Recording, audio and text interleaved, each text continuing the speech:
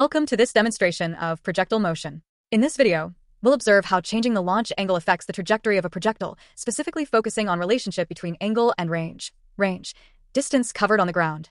We'll be examining 5 different launch angles: 20, 35, 45, 60, and 75 degrees. Pay close attention to how the projectile's range changes with each angle. First, we have a 20-degree launch angle. Notice the range covered.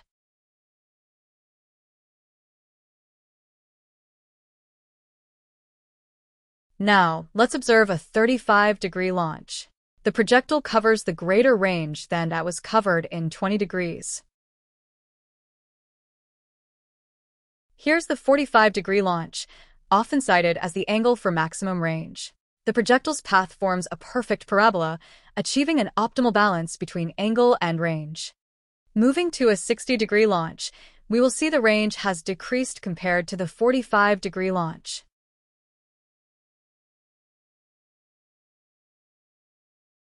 Finally, we have the 75-degree launch. The projectile travels the shortest horizontal distance. The maximum range is achieved at 45 degrees. In conclusion, we can observe that 1. The 45 degrees angle provides the optimal balance for maximum range. 2. Range is less in both lower angles, 20 degrees, 35 degrees, and higher angles, 60 degrees, 75 degrees. 3. Lower angles, 20 degrees, 35 degrees, favor range over height.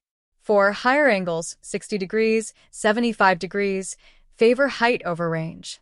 Understanding these relationships is crucial in various applications, from sports to ballistics. Remember, in the absence of air resistance, the 45-degree angle always provides the maximum range for a given initial velocity.